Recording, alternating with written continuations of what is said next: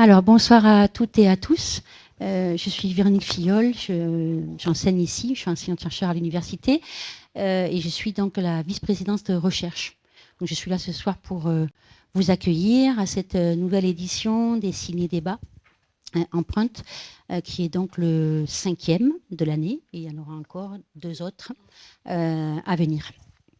Alors, sans présenter l'ensemble des acteurs concernés et des partenaires à la fois de la réalisation du documentaire et puis ensuite qui répondront à vos questions.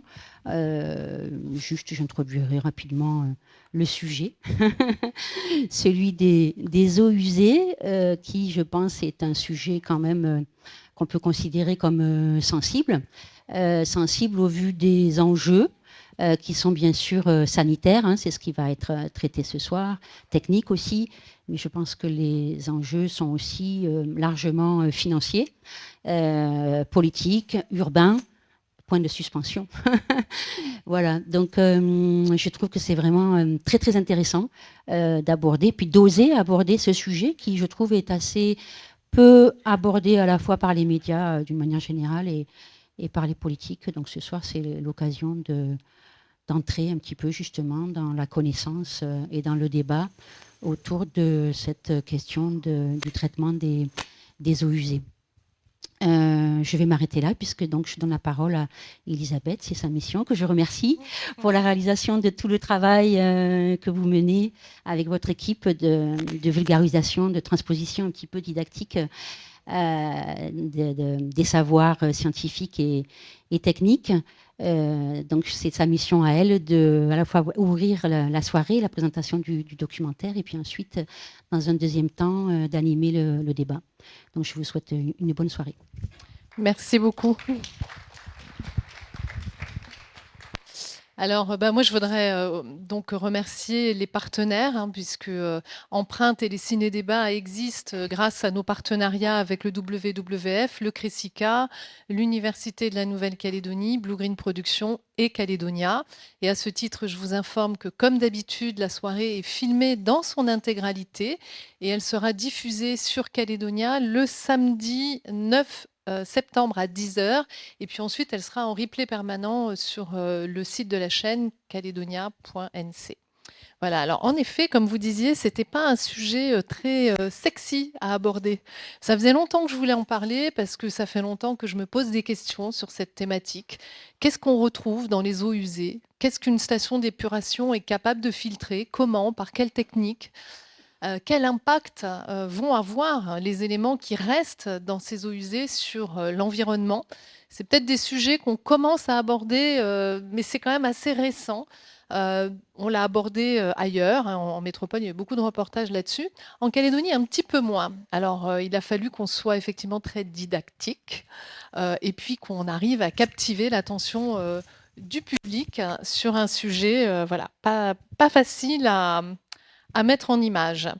Quoi qu'il en soit, ce soir, donc, on va tenter de répondre à ces questions au travers de notre émission et puis ensuite avec nos invités à la chaire. Que contiennent réellement les eaux usées? Quels impacts ont nos rejets sur l'environnement et la santé humaine? Et quelles techniques d'assainissement sont les plus efficaces? On a travaillé sur Nouméa pour une commune urbaine, mais également sur la Foix, donc pour une commune rurale. Et puis, vous verrez, on a vraiment des systèmes complètement différents, mais tout aussi efficaces. Voilà, donc je vous souhaite une bonne projection et puis on se retrouve dans une trentaine de minutes.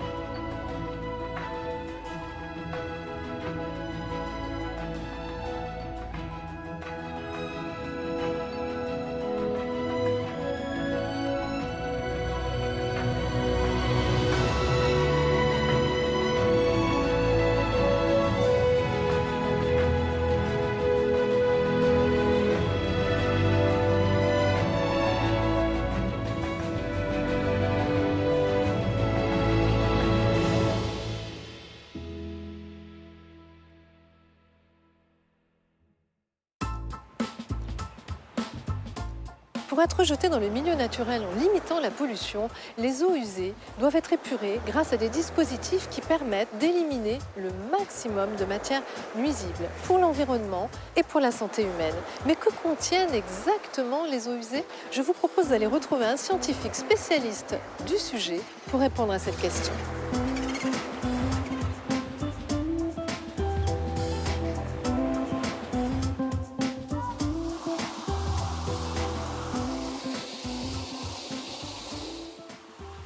Bonjour Pascal. Bonjour Elisabeth. Alors Pascal, toi tu es enseignant-chercheur en écologie à l'Université de la Nouvelle-Calédonie et tu as beaucoup travaillé notamment sur les déchets en fait issus des traitements des eaux usées. Alors moi j'aimerais savoir en amont de ce traitement ce qu'on retrouve dans les eaux usées.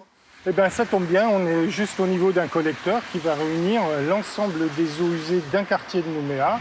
Donc les eaux issues des foyers, les eaux ménagères, c'est-à-dire les eaux de l'usage du commun des mortels, auxquelles va s'ajouter, et tu regardes bien sur les côtés là, les eaux de ruissellement des routes, toutes les eaux qui sont liées à l'activité municipale, les écoles, les centres de recherche, on a l'IRD, la CPS derrière, et ça peut être aussi les pompiers, les commerçants des alentours. Alors Pascal, moi j'aimerais savoir ce qu'on trouve comme matière et comme substance dans les eaux usées là, qui coulent sous nos pieds.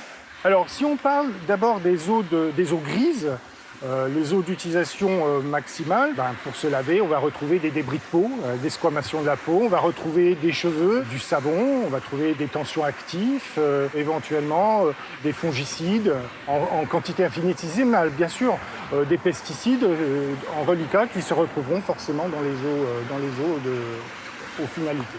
Alors, qu'est-ce qu'on trouve d'autre dans ces eaux usées? Alors, on trouve les eaux de vanne. Ce sont les eaux qui sont issues de l'excrétion. Donc, c'est-à-dire des toilettes. Des toilettes, voilà. Donc, en gros, il faut savoir qu'un être humain va excréter à peu près 200 grammes de matière fécale par jour, ce qui représente 75% d'eau supplémentaire. Donc, le reste, c'est 25% de matière sèche. Donc, qu'est-ce qu'on met en matière sèche? Ce sont des fibres qu'on n'a pas pu digérer. Mais pas que. On va retrouver des débris cellulaires de notre intestin parce qu'ils se renouvellent très régulièrement. On va retrouver du mucus intestinal qui se retrouve dedans, donc de la matière organique que l'on fabrique. On va retrouver notre flore et notre faune intestinale aussi à l'intérieur.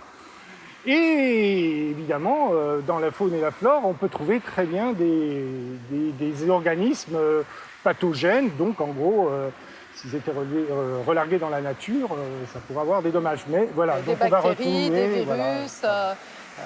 etc. Exactement. Bon, ça c'est la partie fécale, mais dans les eaux de vanne aussi, il y a la partie urine. Et dans les urines, on a une production moyenne de 1,5 litre, 1,8 litres par personne. Par jour. Par jour. Si on a des maladies, évidemment, on va produire plus ou moins.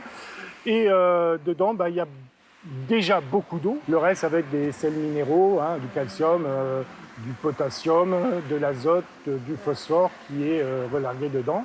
Et alors, justement, Pascal, tu viens de dire les personnes qui ont des maladies. Donc, c'est aussi des personnes qui prennent des traitements médicamenteux dont on va retrouver les molécules dans les excréments. Exactement. Donc, les résidus de médicaments ou le médicament lui-même, s'il n'a pas été éliminé, se retrouvent dans les eaux usées.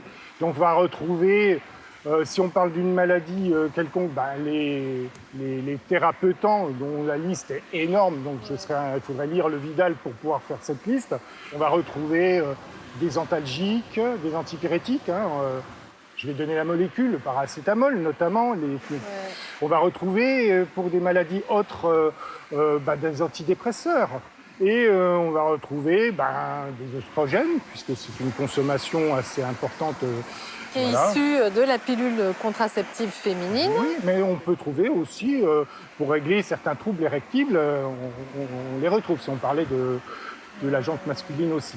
Alors, si on ne traitait pas les eaux usées, quel impact aurait-elle sur l'environnement? Il y aurait un impact énorme. Si on s'intéresse qu'à la partie matière organique, etc. Donc ça relevé, jeté dans la nature, on va dire c'est quelque chose de naturel, ça risque rien. Sauf que ça va apporter une grosse production d'algues On connaît tous les désastres en métropole avec les marées vertes. Donc je crois qu'on l'a eu sur la côte ouest au niveau de Bourail avec les fameuses algues vertes sur la plage. Donc ça, c'est quelque chose qui peut être délétère. Ça peut être bénéfique à un certain niveau, mais quand on en balance de trop, bien évidemment, ça va être gênant pour et la population, son activité économique, et même sanitairement, puisqu'on est susceptible de produire de l'hydrogène sulfuré qui peut être toxique. Et si on va sur la santé humaine, on parlait tout à l'heure des bactéries pathogènes. Si les traitements de l'eau n'étaient pas là et qu'on déversait tout dans la nature, ça pourrait avoir un effet, puisque l'eau, elle ne sert pas qu'à être consommée, elle sert aussi à certaines activités. On appelle ça l'usage récréatif de l'eau. Dedans, il y a l'eau de baignade. Si vous allez vous baigner et qu'on déversait tout cela, eh bien, les bactéries ou les virus pathogènes, je parle du choléra, je parle de la polio, qui a été réglée un petit peu grâce à ça, l'hépatite A, il y a beaucoup de maladies, il suffit de boire une tasse, et ça y est, on est contaminé.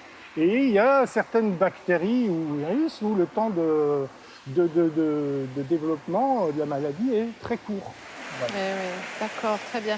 Alors aujourd'hui, on parle beaucoup de la résistance des bactéries aux antibiotiques. Et c'est justement un sujet sur lequel travaille un chercheur de l'Institut Pasteur à partir des eaux usées. Et donc, j'ai prévu d'aller le retrouver dans une station d'épuration pour qu'il me parle de ses travaux de recherche. Merci Pascal. Merci.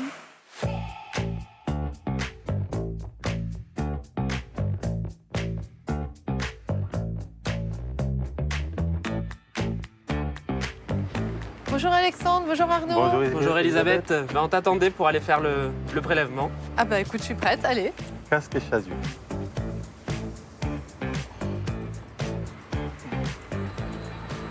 Voilà, on est dans le poste de relèvement. Alors qu'est-ce que c'est qu'un poste de relèvement, Arnaud? C'est l'endroit dans lequel arrivent toutes les eaux des différents quartiers. Et on va faire un échantillonnage dans notre préleveur automatique. Alors, on va prendre l'échantillon.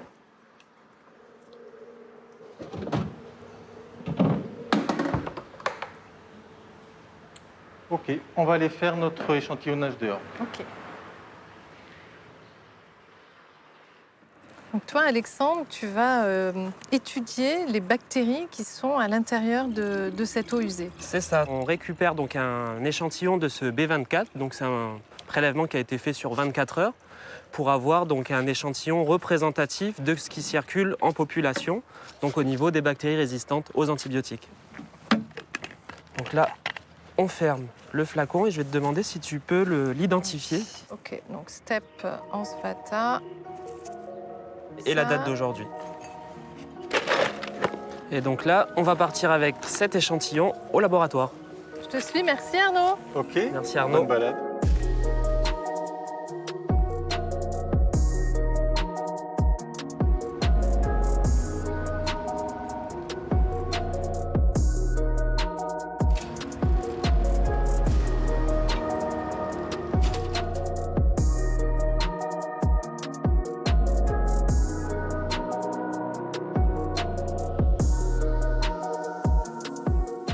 On a ici notre prélèvement d'eau de ce matin. Alors qu'est-ce qu'on va faire avec? Alors là, ce qu'on va faire, c'est ce qu'on va on appelle mettre en culture. C'est-à-dire, on va faire pousser sur des milieux de culture les bactéries présentes dans notre échantillon d'eau.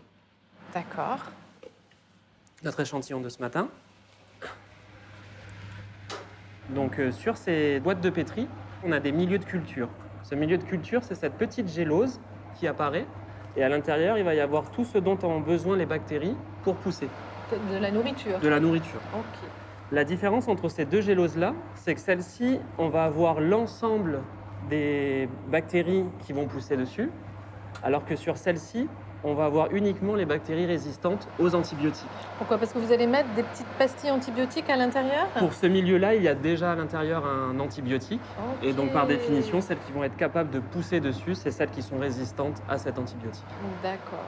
Et ça, c'est un sujet qui est vraiment le sujet d'inquiétude planétaire, la résistance aux antibiotiques. Donc ces recherches-là sur les bactéries qu'on a ici dans nos eaux usées, elles sont fondamentales pour protéger la santé humaine. Exactement, puisque nous, au travers des eaux usées, on va venir compléter donc l'état des lieux un petit peu de la résistance aux antibiotiques qu'on peut avoir donc au niveau clinique, alors qu'avec l'analyse des eaux usées, on va avoir quelque chose de plus exhaustif, puisqu'il faut savoir que ces bactéries-là, donc elles sont sécrétées au niveau des fesses, et donc c'est pour ça qu'on peut aussi les retrouver dans les eaux usées. Je vais venir récupérer donc une certaine quantité d'eau usée, donc avec cette pipette. Et cette quantité d'eau usée là, je vais la déposer sur la gélose.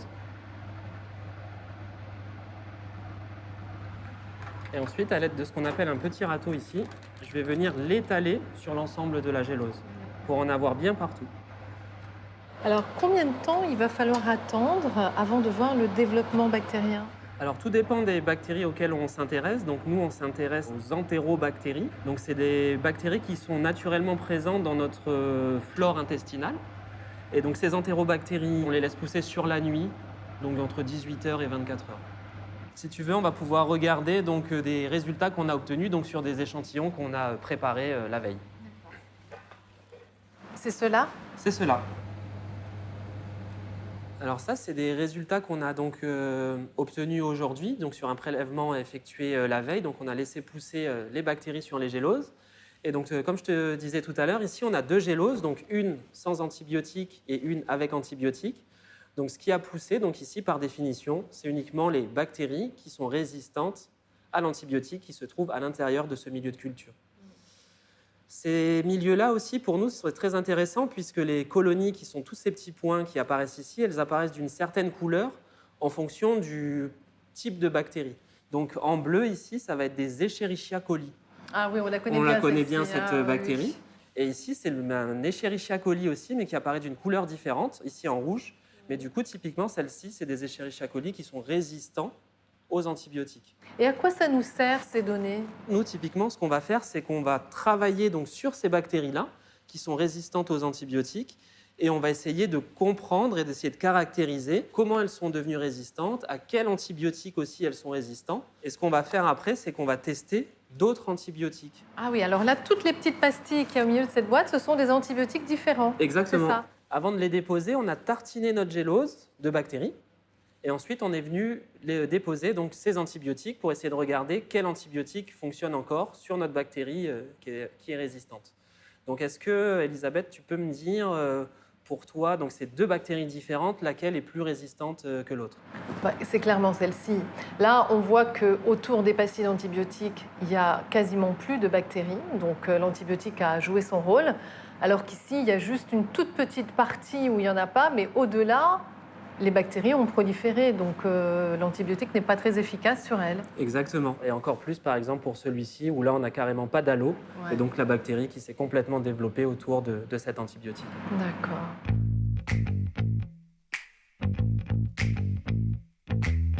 L'accroissement de la population, l'urbanisation et les nouveaux modes de consommation engendrent pour les communes un double défi, celui de la santé publique et de la préservation de l'environnement. Aussi est-il nécessaire d'aller vers des techniques de traitement des eaux usées de plus en plus performantes, comme c'est le cas ici à la station d'épuration de la baie de Sainte-Marie, qui utilise une nouvelle technologie que je vous propose d'aller découvrir.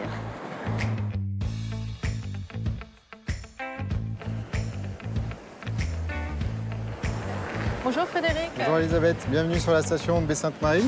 Écoute, merci. Alors ici, on est sur une station d'épuration qui utilise une technique de traitement des eaux usées innovante. De quoi s'agit-il? Effectivement, donc c'est une volonté qui a été voulue par la ville de Nouméa. Et cette station d'épuration utilise une technologie qui s'appelle l'ultrafiltration membranaire et qui permet donc d'avoir une qualité d'eau en sortie qualifiée eau de baignade. L'avantage aussi de cette technologie, c'est qu'elle permet d'éviter d'avoir de gros ouvrages de clarification et un traitement tertiaire en sortie de ces ouvrages de clarification.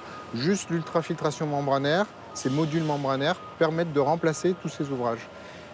Donc c'est très intéressant parce qu'il y a un gain de place, il y a une compacité importante liée à l'absence du génie civil.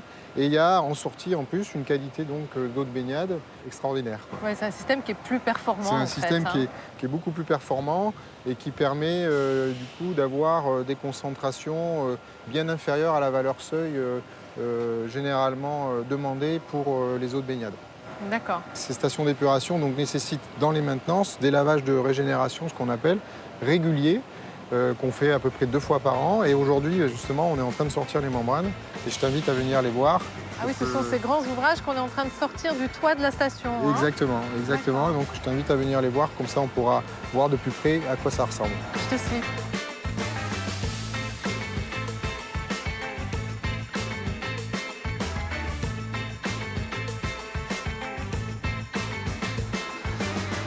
Donc c'est ça, les fameuses membranes. Voilà, donc comme tu peux voir, Elisabeth, là on vient de sortir la cassette, donc qui est équipée de 48 modules, cette cassette-là. Donc il y a 2 cassettes par box et on a 4 box différentes. Donc ce qui fait 4 fois 96 modules de filtration sur cette station d'épuration, ce qui représente environ 30 000 équivalents habitants en termes de capacité de traitement. Okay. Ce qui est intéressant aussi dans ces stations, en tout cas dans cette technologie, c'est qu'on peut en faire des stations évolutives. C'est-à-dire quand, par exemple, on connaît un bassin versant, la population, et on sait que la population elle va évoluer, on construit une station d'épuration pour une population donnée, et on fait évoluer la station en ajoutant des modules membranaires qui vont augmenter sa capacité de filtration et de traitement en fonction de l'évolution de la population. Donc ça, c'est quand même très intéressant. Et là, Frédéric, ce qu'on voit sur les membranes, c'est des déchets organiques. Qu'est-ce que c'est? C'est ce qu'on retrouve finalement dans le bassin d'aération ou dans les autres bassins. Donc c'est un mélange de boues activées, donc de matières organiques, de bactéries et puis de déchets aussi autres, qui vont d'ailleurs, qu'on va pouvoir voir là sur ces membranes-là. Donc on peut avoir des restes de filasse, etc. Et donc on voit bien qu'en effet, les membranes, elles jouent leur rôle de filtration, c'est-à-dire qu'elles ont un seuil de coupure tellement bas que l'ensemble de la boue reste à l'extérieur.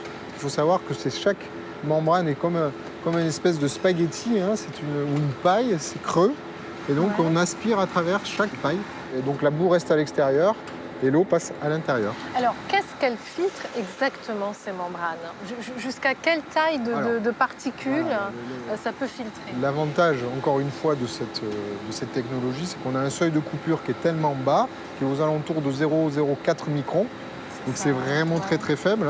On est bien inférieur à la plus petite bactérie en termes de taille. C'est-à-dire que quand on analyse le rejet, on est toujours inférieur à la limite de détection du laboratoire.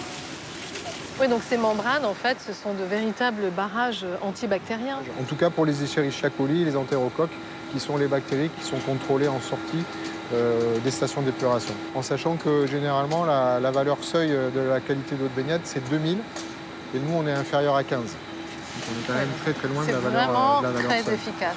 Oui. On peut la voir, cette eau qui est à la sortie de la station? On va aller la voir au niveau du canal de rejet. Comme ça, on pourra comparer entre l'eau brute et l'eau traitée suite à la filtration.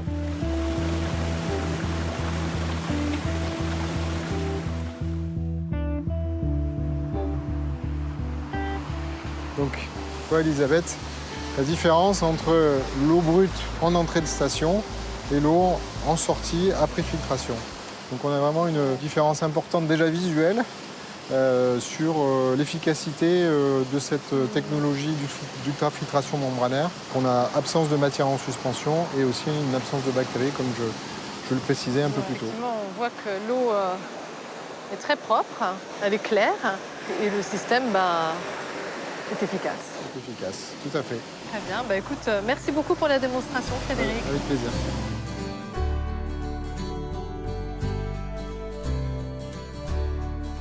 Il existe plusieurs procédés d'assainissement adaptés aux zones urbaines et aux zones rurales.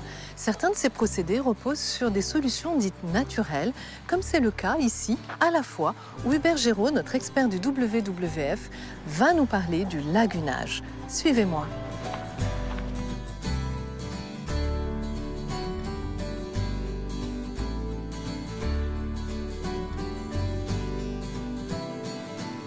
Bonjour Hubert.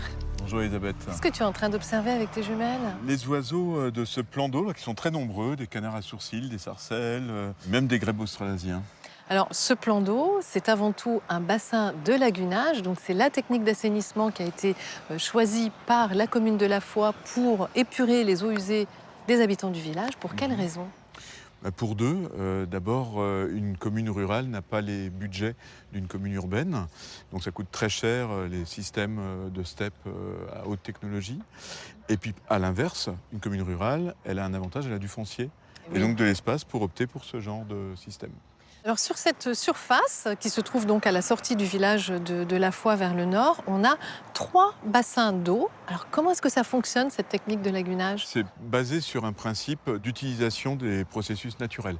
Or d'abord, tu as quand même un dégrilleur, décanteur, dégraisseur pour garder les grosses matières solides. Et ensuite, l'eau arrive chargée de nutriments et de matières organiques dans le premier plan d'eau. Et là, on va être dans un système d'auto-épuration. Ce sont des bassins qui ne sont pas profonds, à peu près 1 mètre, 1 mètre 20. Donc la lumière rentre dedans. Dans les eaux superficielles, tu vas avoir du plancton, du phytoplancton, des algues microscopiques qui prennent la lumière du soleil et qui vont se nourrir des nutriments qui arrivent de nos eaux usées. Elles vont en échange produire de l'oxygène et l'oxygène va être alors utilisé par des bactéries aérobies qui aiment l'oxygène pour oxyder la matière organique en plus des nutriments. D'accord. Cette matière organique oxydée va décanter au fond du bassin. Là, il y a moins de lumière, mais il y a d'autres bactéries, des bactéries anaérobies, qui vont continuer à consommer la matière organique. L'eau va passer dans le deuxième bassin, puis dans le troisième. À chaque fois, le processus se répète. Et en plus, tu rajoutes le soleil avec ses ultraviolets qui vont, en zone superficielle, continuer aussi et participer à assainir l'eau. D'accord. Derrière ce troisième bassin, tu as une tuyauterie qui amène les eaux à 1 km, donc assainies, rejetées dans la rivière de la Foix. Et alors comment est-ce qu'on fait pour dimensionner ces bassins de lagunage par rapport à la population d'un village? En milieu tempéré, les calculs donnent 10 à 11 mètres carrés par équivalent habitant. Ok. Sauf que l'avantage qu'on a, c'est qu'on est sous les tropiques, donc davantage de chaleur. Or, je t'ai parlé de processus naturels qui sont favorisés par la température.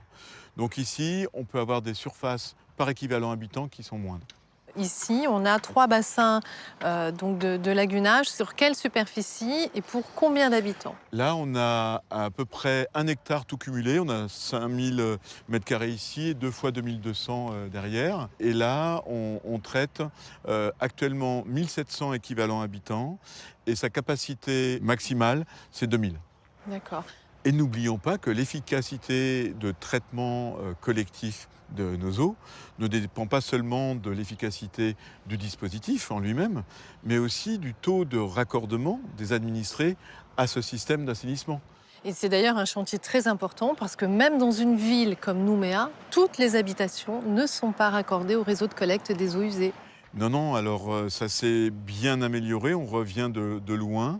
Depuis une dizaine d'années, il y a une amélioration donc, des systèmes d'épuration et aussi du raccordement. On voit tous ces travaux dans la ville pour augmenter ce taux de raccordement. Aujourd'hui, 50% des adresses de Nouméa sont raccordées à une STEP. D'accord, 50%. Ouais. C'est pas fabuleux, mais c'est mieux qu'il y a 20 ans et c'est à encourager. Et là, je te propose, Elisabeth, qu'on se rende au dernier bassin, là où les eaux ont été le plus épurées, et pour te faire voir ce qui ressort en fait du dispositif. Ok, allons-y.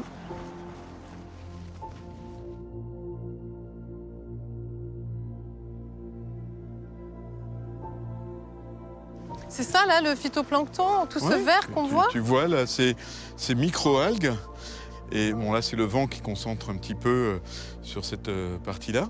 Mais c'est le processus qui continue et tu vois la transparence de l'eau apparaître. Eh oui, Il y a encore, c'est très visible. Ouais. bien sûr, des nutriments, mais beaucoup moins que dans les précédents bassins.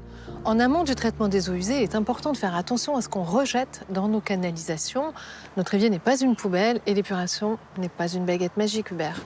Oui, on a un chantier amont très important, celui de réduire d'une part la quantité d'eau consommée, parce que c'est autant d'eau usée de moins à traiter, et aussi de réduire la nocivité de cette eau en évitant de la souiller avec des molécules qu'on sait très mal récupérer, comme les parabènes, les microplastiques, etc. Oui, effectivement, Pascal Pagan nous en a fait une petite liste. Et moi, ce qui m'a le plus marqué, c'est l'exemple des oestrogènes issus de la pilule contraceptive féminine qui féminise les poissons. Oui, et là se rajoutent maintenant, par effet cocktail, d'autres molécules qu'on ne savait pas agir sur ce problème, à savoir des perturbateurs endocriniens qui sont issus de notre alimentation, de notre dentifrice, de nos cosmétiques, qui passent les stations d'épuration et finissent dans les rivières, et qui sont des anti-androgènes. C'est-à-dire qui bloquent les hormones mâles. Exactement. Donc ça veut dire que des deux bouts, on appuie la féminisation des poissons de nos rivières. Une étude britannique a montré sur 50 cours d'eau en sortie de station d'épuration qu'un poisson mâle sur 5 était devenu transgenre avec des caractères sexuels Et féminins. alors, jusqu'à présent, on n'a parlé que des eaux usées ménagères, c'est-à-dire issues des foyers, mais il existe d'autres sources d'eau usée, Hubert.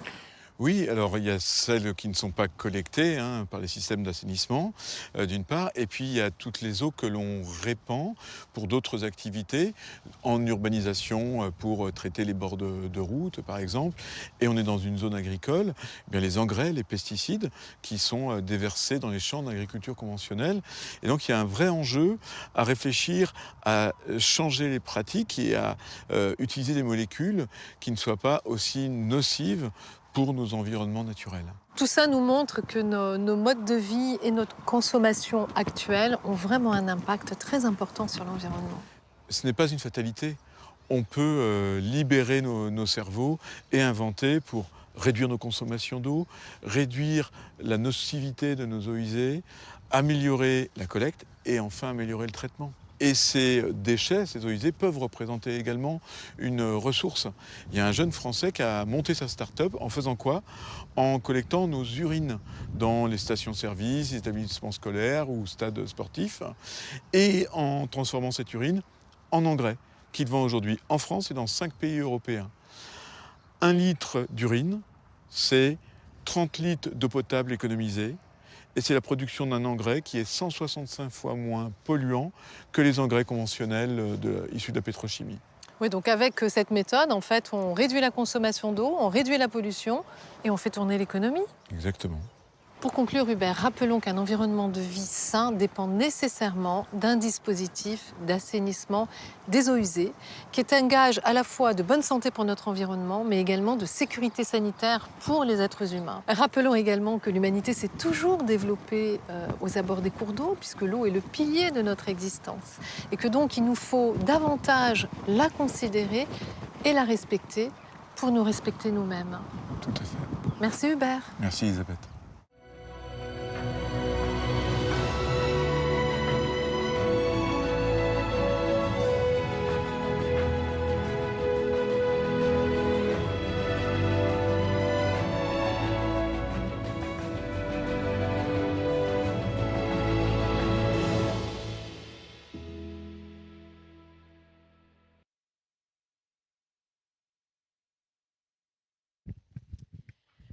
Voilà, merci beaucoup. Je précise que donc l'émission Empreinte est réalisée par Maï Le Floch-Mohen sur des images de Maï et de Martin Carré. Donc voilà, est montée par Clémentine Fievé. Donc voilà, je les remercie au passage pour leur travail.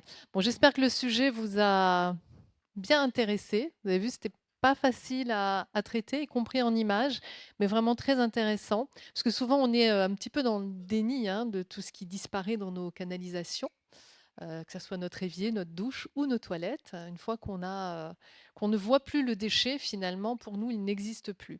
Donc, c'était vraiment intéressant de montrer derrière tout ce qui se passe, tout ce qu'il y a et comment c'est traité. Donc, pour continuer ce débat, je vais inviter donc mes intervenants à me rejoindre à la chaire. Donc, Hubert Géraud, du WWF, Pascal Pagan, donc enseignant-chercheur à l'Université de la Nouvelle-Calédonie, Alexandre Bourle de l'Institut Pasteur et Frédéric César de la Calédonienne des Eaux.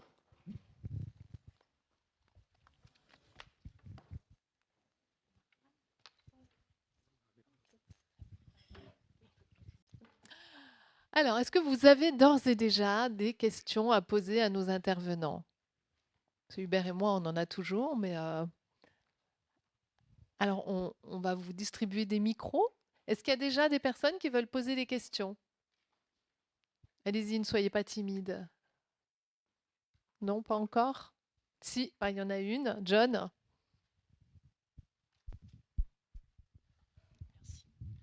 Bonsoir. Question toute bête, là. Le filtre qui est nettoyé, on fait quoi des matières non liquides? Enfin, est-ce qu'on le retraite? Est-ce qu'on l'exploite? Ah oui, toutes les matières qu'on nettoie en fait sur ces membranes, qu'est-ce qu'elles deviennent?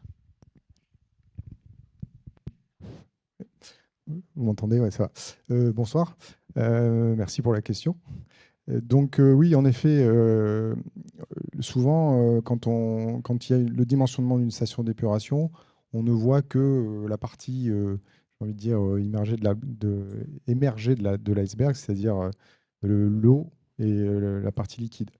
Mais c'est pas que ça. En effet, il y a la partie solide, hein, les boues, qu'il faut régulièrement extraire. Sans cela, le fonctionnement le process biologique, il est perturbé.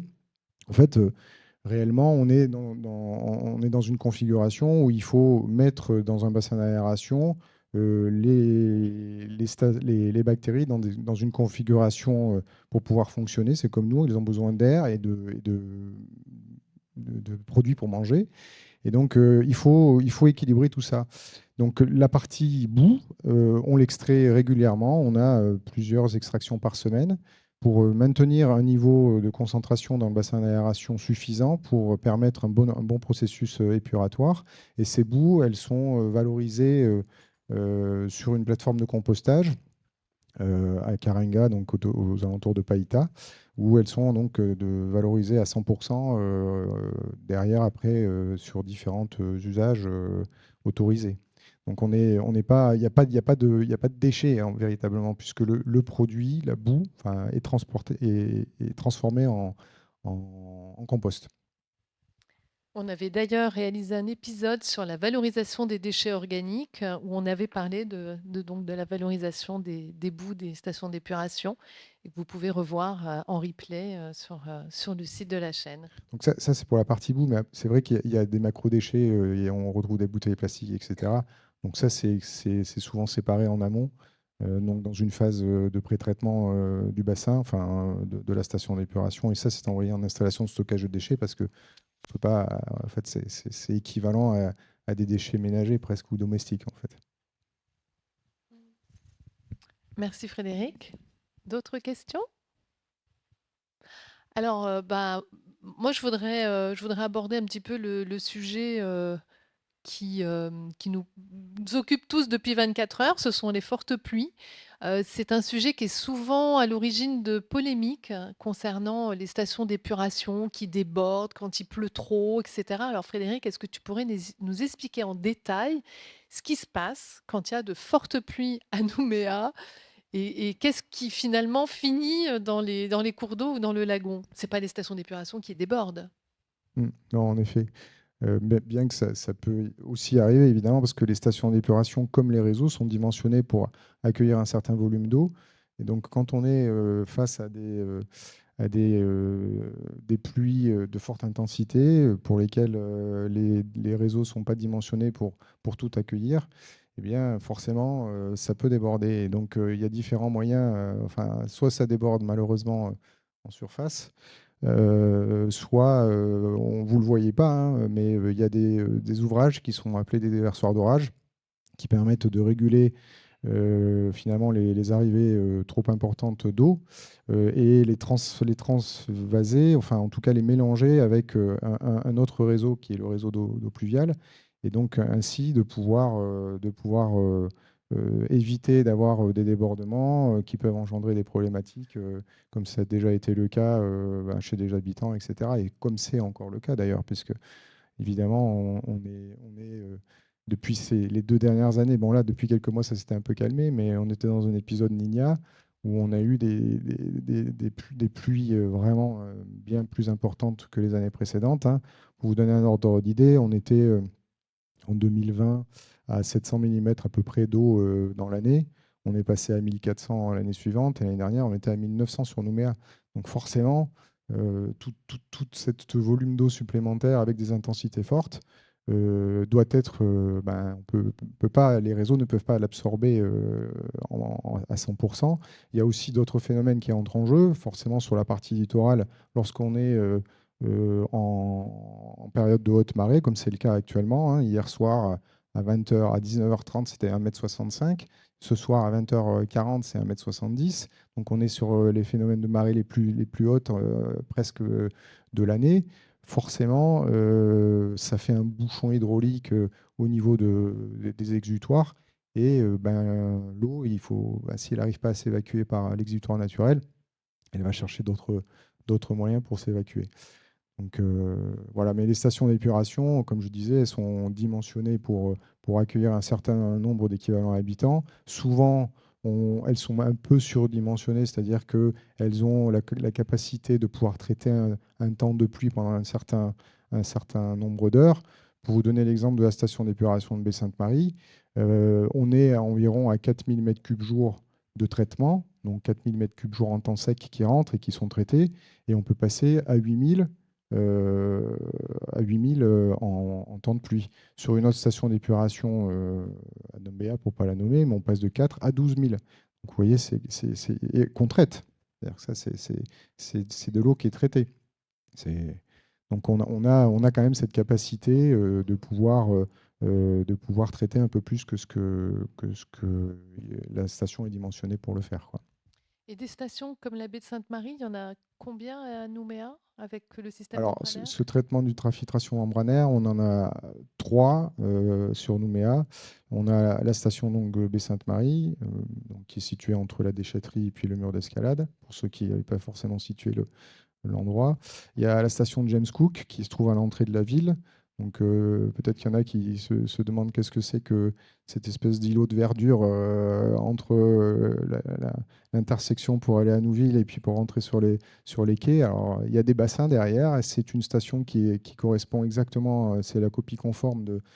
Alors, je dirais même c'est BSM qui est la copie conforme de James Cook, puisque James Cook a été fait un an avant. C'est par elle qu'on avait commencé. Et donc elle est un peu moins chargée, celle-là, mais elle est dimensionnée également pour pouvoir accueillir 30 000 équivalents habitants. Je parlais tout à l'heure dans le reportage d'évolutivité des stations. À ce jour, donc sur les 4 cassettes disponibles, on a 3 cassettes sur James Cook qui sont remplies simplement parce qu'aujourd'hui, le raccordement fait qu'il n'y a pas besoin d'avoir un peu plus. Donc on a encore de la marge pour cette station d'épuration qui pourra passer de 20 000 à 30 000 équivalents habitants traités dans les années à venir. Après, la 3e station, c'est la station de Montravel, qui est une toute petite station qui est située vraiment au bout de la rue des Frères Charpentier, derrière la société Lefroy, à côté du stade, qui est une station de 3500 équivalents habitants. Et, alors que c'est pas la même technologie, alors c'est pas les mêmes membranes, c'est une technologie de membrane à plaques, c'est pas les spaghettis qu'on a pu voir, mais le fonctionnement est similaire, le seuil de coupure est similaire. Et le résultat en sortie est identique également, donc avec des taux de conformité très très élevés et des valeurs seuil, et des résultats bien en dessous des valeurs seuil, en particulier pour les bactéries. Et puis bon, le process biologique, lui, c'est différent, puisque c'est pas les membranes qui font que le process biologique fonctionne, mais c'est vraiment la partie matière en suspension et bactéries pour lesquelles l'ultrafiltration est intéressante, quoi. Donc voilà, on a ces 3 stations. Merci Frédéric. Alexandre, tu voulais prendre la parole? Donc Alexandre, chercheur au sein du groupe bactériologie médicale et environnementale de l'Institut Pasteur.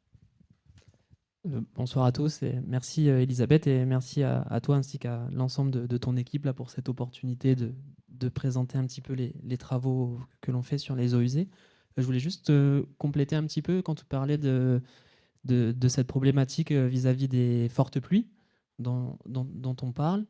Il faut savoir que les mairies avec lesquelles nous on a travaillé dans le cadre du projet dont j'ai présenté les résultats tout à l'heure, donc qui sont les mairies de Nouméa et la mairie de Nouméa et la mairie d'Imbéa, sont sensibilisées à cette problématique-là, puisque donc je ne vais pas parler pour eux, mais la mairie de Nouméa, elle réalise des suivis donc de la qualité des eaux de baignade 2 fois par semaine. Donc c'est des suivis, c'est des résultats qui sont disponibles donc, au grand public. Et donc en fonction de ces résultats-là, on peut avoir donc, des fermetures de plages, donc avec des drapeaux rouges là, qui sont hissés sur différentes plages. Et par exemple, il y a la mairie de Dambéa qui va encore plus loin, qui dès l'annonce d'une forte pluie, par précaution, interdit directement donc, la baignade sur certaines plages sans attendre les résultats de microbiologie. Ces résultats de microbiologie, c'est donc comme vous l'avez vu, on met en culture des bactéries, donc ça met entre 18 et 24 heures pour avoir les résultats. Donc un prélèvement qui est fait le lundi, on a le résultat le mardi, donc ça peut paraître un petit peu contre-intuitif. Mais encore une fois, donc la mairie de Nouméa est en train d'essayer de s'équiper donc de nouveaux outils donc pour avoir des résultats un petit peu plus rapidement. Donc voilà, merci. Merci pour ces précisions, Alexandre. Alors là, on a parlé des bactéries essentiellement, en tout cas concernant les stations d'épuration. Mais Pascal, est-ce qu'il y a un moyen d'éliminer toutes les autres substances, notamment les molécules chimiques dont tu nous parles, les oestrogènes, les perturbateurs endocriniens, etc. Est-ce qu'on a des solutions aujourd'hui? Il y a quelques solutions, mais c'est souvent, on va dire, au mode expérimental. Souvent, on va utiliser les méthodes d'absorption, c'est-à-dire avoir des particules plus ou moins chargées qui sont en capacité de capter les molécules organiques qui se retrouvent dans les eaux. C'est exactement la même chose pour les aquariophiles, ceux qui connaissent. Quand on fait un traitement de ces poissons, on met du charbon actif pour retirer les molécules organiques, pour ne pas laisser les poissons en permanence avec des thérapeutants. Ça, c'est une technique qui est usuelle. Le seul problème, c'est qu'on n'a pas les mêmes volumes qu'un aquarium, ce qui veut dire que l'utilisation d'adsorbants reste quand même, même s'ils sont efficaces, ils nécessitent d'être en grande quantité. Et donc, le coût sur le traitement serait assez important. L'ultrafiltration ou la filtration qui a été présentée dans les deux technologies, enfin dans la technologie des 3 stations d'épuration, présente une certaine efficacité. Les articles scientifiques que l'on a, notamment sur une grosse synthèse de chercheurs espagnols, sur des petites îles espagnoles comme la nôtre, montre quand même qu'on a une efficacité selon les molécules concernées, parce qu'il y en a tellement qu'on n'est pas en capacité d'analyser tout. On arrive à éliminer dans les stations d'épuration, entre le avant et après, plus de 99% de ces éléments, de ces substances. Donc, ce qui est assez considérable, qui est quand même acceptable. Il n'empêche qu'il y en a quand même une partie, quoi qu'il arrive, et quel que soit le traitement, quelle que soit l'efficacité qu'on peut avoir d'un traitement, il y en a toujours qui passeront la barrière et qui rejoindront l'environnement. Voilà. Après, il existe aussi quelques techniques qui font usage de la biologie. Donc, certaines bactéries sont en capacité de dégrader certaines substances. On va passer à des substances qui vont être de plus en plus coupées, de plus en plus éliminées sous forme d'eau et de CO2, plus des substances inorganiques comme l'azote, phosphore, comme je l'ai déjà cité. Et puis, il existe aussi des techniques qui font appel à la physique, la photolyse. Donc, on parlait des UV, notamment pour les méthodes de lagunage que je connais très bien, puisque j'ai travaillé sur le lagunage de Metz. Mais bon, ça fait très, très longtemps. En tout cas, les UV permettent d'éliminer, de couper les molécules, les substances organiques qui pourraient être délétères. Auquel s'ajoute aussi l'ozonation. L'ozone permet de fracturer toutes ces substances, les rendre un peu plus favorables aux bactéries pour dégrader le reste. Et on a parfois l'utilisation des UV conjointement avec de l'eau oxygénée. Là, ça participe à une meilleure oxydation et l'UV fait le reste. Et toujours pareil, le but du jeu, c'est d'avoir des substances qui soient de plus en plus coupées, de plus en plus courtes, susceptibles d'être mieux cassées et digérées par les bactéries. Après, tout cela a quand même ses limites. Le coût, les infrastructures, sous traitement tertiaire. Donc, on parlait tout à l'heure de la surface nécessaire pour faire du traitement. Plus on ajoute des traitements tertiaires, plus on a du coût et plus on a du coût foncier par-dessus. Donc, là, ce qui en résultera de toutes ces possibilités qui s'offrent à nous, ce sont des décisions politiques. Et évidemment, le pécunier reste le nerf de la guerre, comme on dit. Voilà. D'autres techniques existent, mais bon, ça, c'est quand même le majoritaire. Alors, quand je parle de casser les molécules, alors des fois, casser les substances, c'est sympa, mais les substances qui sont cassées sont parfois plus toxiques que la substance naturelle. Et il est déjà arrivé que des techniques expérimentales s'arrêtent à cause de cela. Voilà. Merci beaucoup pour toutes ces informations. Est-ce que vous avez... Oui, on a une question ici. Bonsoir. Vous venez de parler de volonté politique et que l'argent est le nerf de la guerre. On a compris que l'enjeu principal, évident, c'est d'augmenter le taux de raccordement. Est-ce qu'il y a une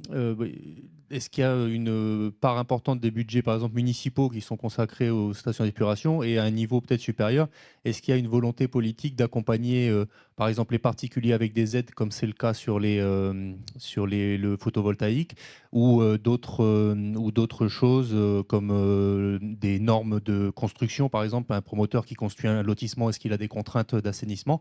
Ça, c'était la première partie de la question. Et la deuxième partie, toujours sur un aspect un peu économique, est-ce qu'une fois que les eaux sont amenées donc aux stations, est-ce qu'il y a une volonté d'impulser une valorisation commerciale par des appels à projets, par des incubateurs comme la Décale, Technopole, des choses comme ça, pour faire en sorte que des travaux comme ceux d'Alexandre puissent être valorisés, ou qu'on puisse avoir des projets comme celui de Karenga qui se multiplient, ou d'autres applications de ce type, quoi.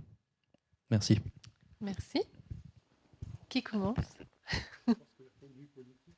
Oui, déjà la part des budgets. Voilà. D'un point de vue politique, alors surtout, c'est quelque chose dont je m'écarte le plus possible, parce que ça, c'est vraiment très technique, et ça, je laisse les échanges entre les prestataires de services, les délégationnaires et les mairies. Moi, la seule chose que je serais en capacité de dire et de définir, c'est le coût par rapport à une technologie qui serait innovante. Je pense qu'Alexandre serait capable de parler de coût de la recherche, puisqu'il mène à bien en ce moment quelques travaux là-dessus. Par contre, là-dessus, je serais incapable d'intervenir sur les dépenses et les décisions politiques. Ce n'est pas de mon ressort. Probablement, le VF peut peut-être dire un mot là-dessus. Allô, oui. Je ne suis pas du tout spécialiste du sujet, et malheureusement, on n'a pas pu avoir de représentants des collectivités comme on l'aurait souhaité ce soir pour répondre à ce type de questions. Puisqu'en plus, nos débats ne sont pas polémiques. En tout cas, on est toujours dans un esprit d'échange constructif, mais en tout cas d'information. Et on aurait aimé avoir ce type d'interlocuteur pour vous répondre ce soir. Après, on voit qu'il y a des actions qui sont menées. Je dirais que d'un point de vue politique, je n'en suis pas un, mais si j'en étais un, c'est pas tellement payant d'embêter les gens à se raccorder, à faire des tranchées dans les routes, à obliger d'utiliser la servitude où le voisin a construit son carrelage, etc. Parce que Nouméa, c'est un peu construit un peu n'importe comment. Et donc le raccordement, je ne voudrais pas être maire aujourd'hui, c'est un vrai casse-tête. C'est quand même en train de se faire. Mais moi, je suis arrivé il y a une vingtaine d'années à Nouméa. On me parlait d'un tiers de raccordement. On est à 50%. Alors, les chiffres, en tout cas, qui nous sont donnés, on voit que ça progresse, avec peine, mais ça progresse quand même. Donc voilà.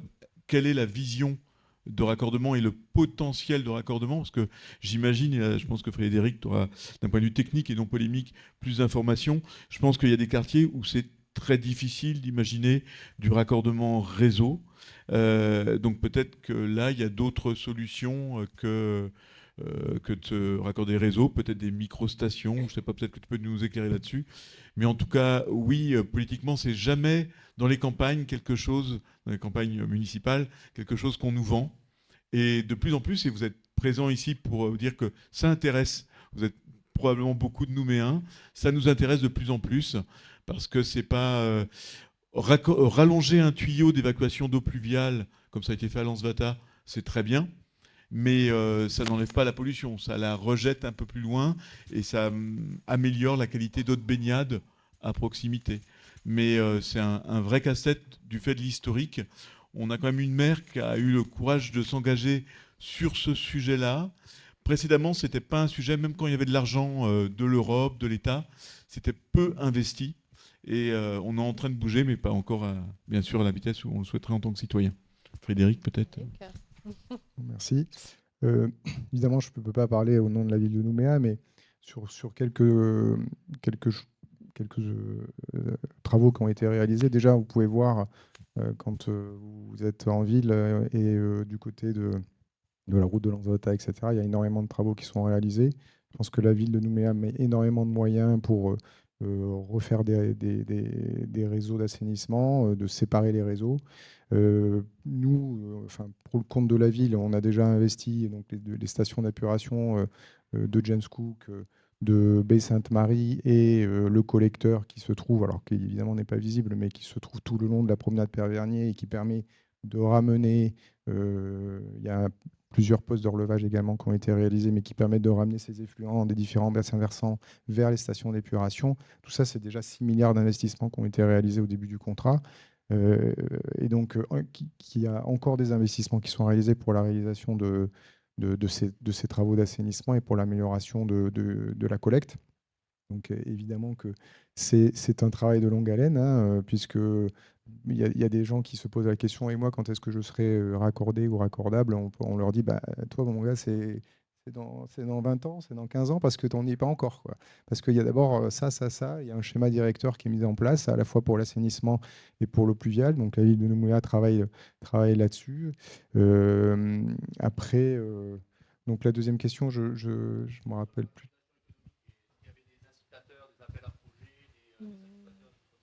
Oui,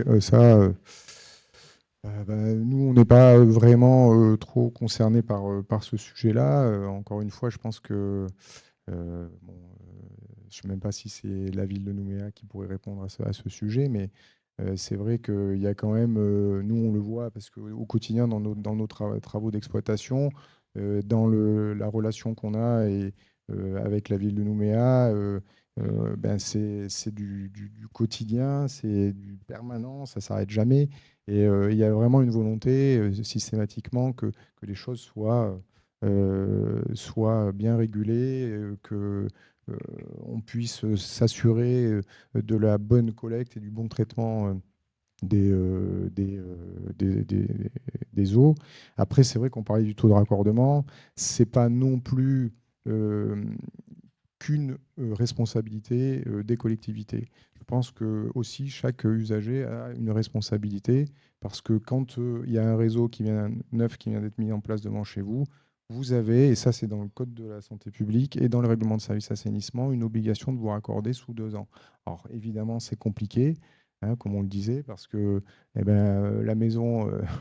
la fosse septique, on ne sait plus où elle est. Il y a le carport qui est dessus, il y a la cuisine et la piscine qui a été posée juste à côté. Donc forcément, c'est compliqué.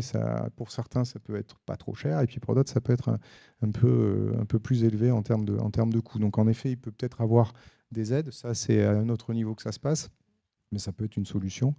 Mais c'est clair qu'il y a aussi cette importance-là, cette responsabilité-là auprès des usagers pour pouvoir participer à ça, à cette épuration. Sur la partie P, également eau pluviale, tout ce qui est rejeté sur la rue, évidemment, va se retrouver à un moment donné au bord de mer ou à la mer. Donc, la responsabilité aussi, elle est aux usagers. La mer, elle ne commence pas forcément au bord de la plage, elle commence aux avaloirs des EP, des eaux pluviales, etc. Donc, moi, je l'ai vu, hein, des gens qui vont jeter leurs huiles de friture dans dans la Valoire, eh ben, ma foi, c'est sûr que ça ne va pas aider à améliorer la qualité de l'environnement, sans parler des problématiques que ça peut générer sur les réseaux. Donc, ou sur l'épuration en elle-même, quoi. Une question complémentaire. Donc il y a le problème de volume d'eau pluviale qui arrive et qui engorge et qui crée ces soucis. Est-ce que vous êtes informé de démarches de désimperméabilisation de projets où Nouméa désimperméabiliserait ses sols? Parce qu'il n'y a pas une seule solution, c'est-à-dire qu'il y a tout un ensemble de solutions. Collecter les eaux pluviales des surfaces de toit pour les stocker et en faire, leur proposer un usage, par exemple. Donc tout mis bout à bout pourrait participer à écrêter ces volumes d'eau. Voilà. Mais je ne sais pas s'il y a des gens qui sont informés de ce type de projet. Ça, je n'ai pas du tout la réponse. Après, c'est sûr que récupérer les eaux de pluie, on en parle beaucoup, mais les gens, je ne sais pas s'il y en a beaucoup autour ici qui le font ou qui sont sensibilisés à ça. Il y a un décret métropolitain qui est sorti il y a 2 jours, qui a remplacé le décret de mars l'année dernière sur la réutilisation des eaux et en particulier des eaux de pluie aussi pour alléger cette activité-là, pour les rendre beaucoup plus faciles et permettre aux gens de moins se poser la question sur qu'est-ce qu'on en fait et est-ce qu'on a le droit de le faire. Donc ça va dans le bon sens en métropole et puis ça va forcément aussi dans le bon sens ici, hein, parce que je pense qu'il y a quand même pas mal de gens qui sont sensibilisés à cette récupération-là. Et donc maintenant, par contre, sur la partie désimperméabilisation, c'est vrai que c'est important, on en parle, hein, en métropole aussi, hein, il faut planter des arbres, il faut essayer de ne pas trop imperméabiliser les sols pour permettre l'écoulement naturel. Mais bon, ici, je ne sais pas quelle est la politique des collectivités à ce sujet. Merci Frédéric. Alexandre? Oui, je voulais juste rebondir sur votre question. Donc, vraiment, merci pour votre question et merci aussi pour la deuxième partie de votre question. Vous proposiez des solutions pour financer un projet tel que le nôtre. Je voulais juste indiquer que le projet de recherche sur lequel on a travaillé, il a été financé par le CRESICA, donc le Consortium pour la recherche, l'éducation et l'enseignement supérieur en Nouvelle-Calédonie. Et donc sur des contrats en fait intercollectivité, donc province-État, donc sur le programme Au fil de l'eau. Donc c'est là aussi, donc c'est bon, c'est pas des sommes aussi importantes que de ce dont vient de parler Monsieur César, mais bon, c'est déjà pas mal et on a pu mener à bien ce projet de recherche.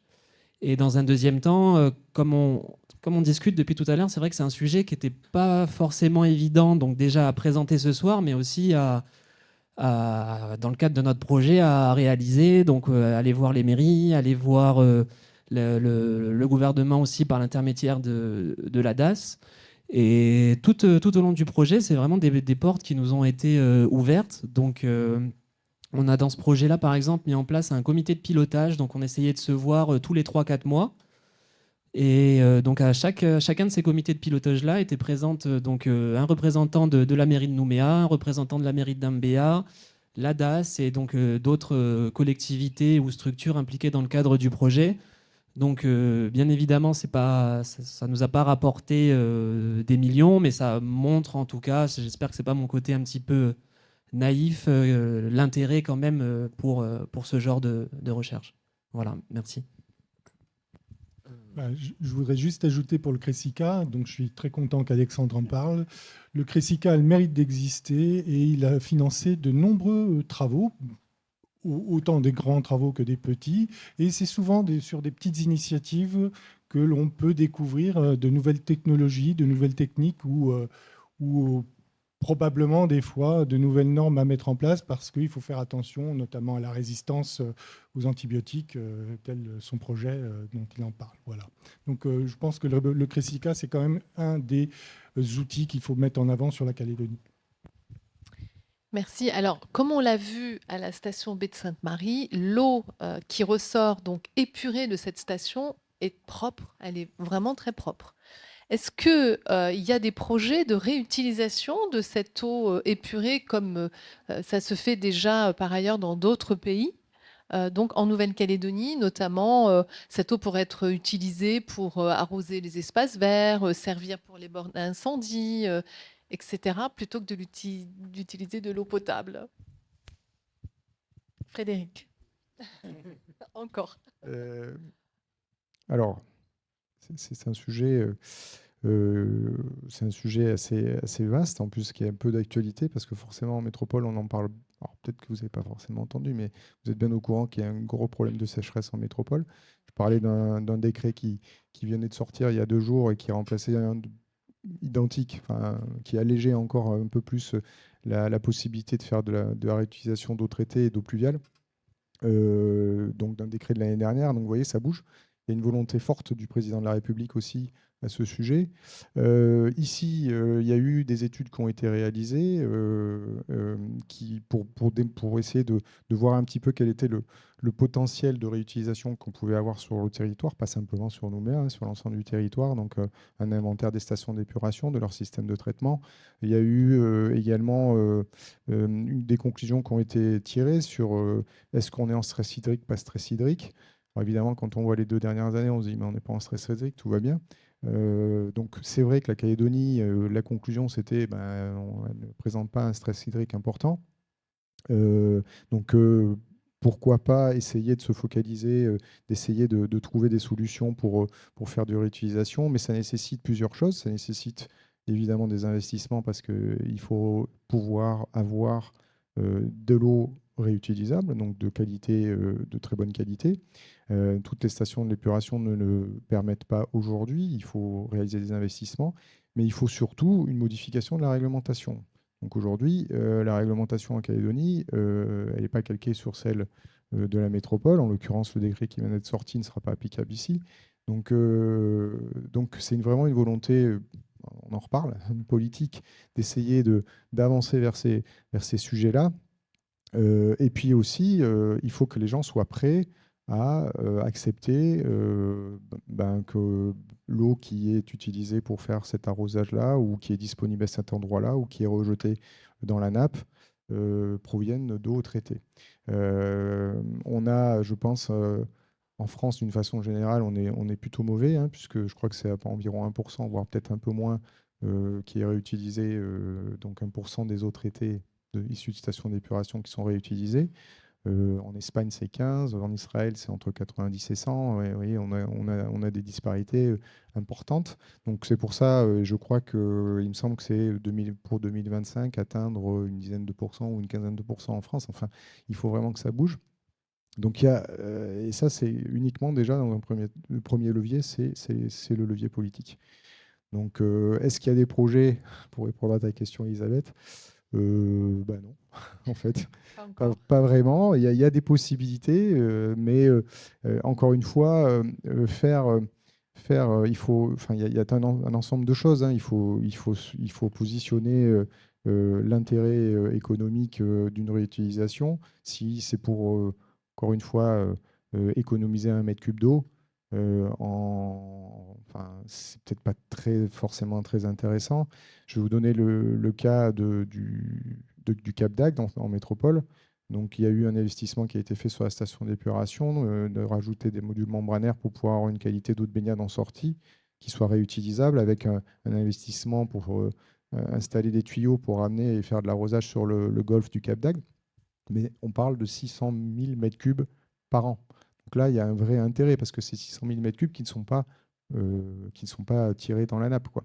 Donc, après, c'est pour ça. Donc, c'est tout un ensemble de paramètres qu'il faut mettre bout à bout entre, évidemment, le stress hydrique, l'utilisation, les investissements, etc., etc. Mais comme le disait, alors je ne sais plus si c'était toi, Pascal ou Hubert, mais déjà, il faut aussi agir auprès des gens, c'est-à-dire diminuer la consommation d'eau, hein, parce que c'est un petit peu la base, hein. On peut diminuer ce qu'on prend sur la ressource en faisant attention à ses consommations. C'est peut-être un des premiers points.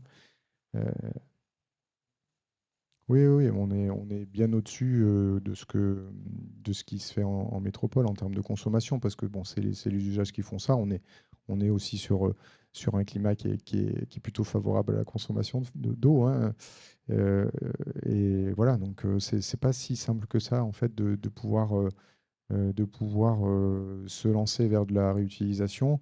En tout cas, une chose est sûre, c'est qu'il y a quand même eu des études. Il y a la politique d'eau partagée qui a été, avec un gros travail qui a été fait avec différents acteurs. Donc ça, c'était des volontés du gouvernement, avec les différentes instances, la DAS, la DAVAR, etc. Et puis des bureaux d'études. Enfin, il y a un paquet de gens qui ont réfléchi sur pas mal de sujets, dont celui-là. Donc c'est vrai que ça, c'est pas quelque chose qui est aujourd'hui inconnu et pas réfléchi. Donc ça, c'est le côté positif un peu de la problématique. Excusez-moi, j'aurais une question, je me permets. Désolé pour la lumière. Est-ce qu'il est prévu des recherches de rentabilité avec les stations d'épuration comme la récupération de gaz de méthane dû à l'évacuation des déchets ou encore celle de la production d'électricité, bien que ce soit encore un peu un système avant-gardiste? J'ai bien fait d'être là quand même, parce que sinon... Donc, méthane, alors à ma connaissance, enfin c'est même sûr, de notre chef à nous, c'est-à-dire un investissement ou projet Suez ou en partenariat avec des collectivités. Attendez, on vous redonne le micro. Et moi, c'est un quiproquo. Les stations d'épuration évacuant du gaz, certaines villes s'en servent en le récupérant. Oui. Non, mais c'est pas... Mais pas du tout par rapport à du transfert de gaz de Suez ou quoi que ce soit. Non, c'est pas ça. Ce que je disais, c'est des projets du groupe de faire de la récupération des gaz.